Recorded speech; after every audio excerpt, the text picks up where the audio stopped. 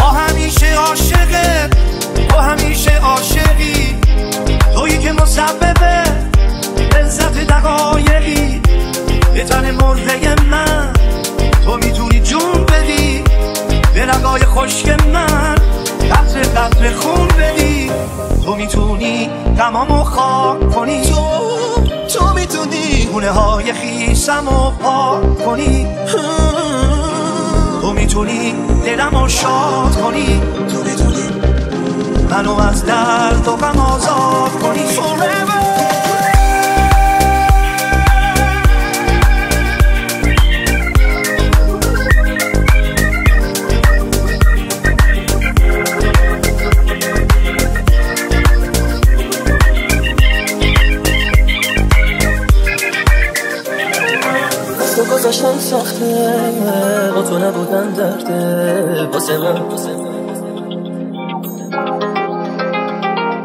زنده بودنم مرگه بدون تو عشقت واسه من. وجود من مال تو، قلب تو همان من عزیزم. رفتن تو مرگ منه، دستای تو دستمه. نگو که باید جداشیم، نبوده تو نبودمه.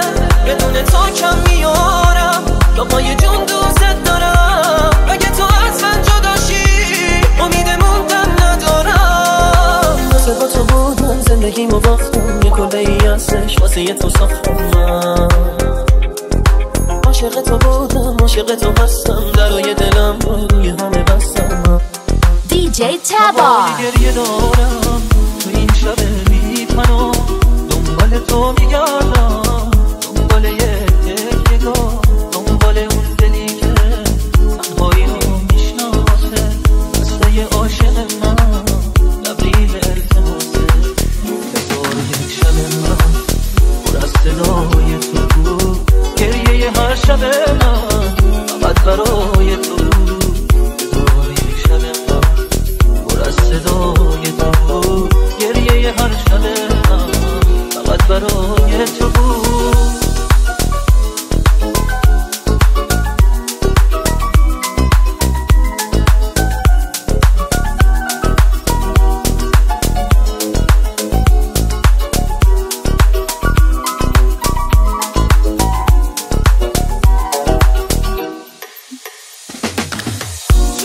شیشه ایم و صدای تو میشکنه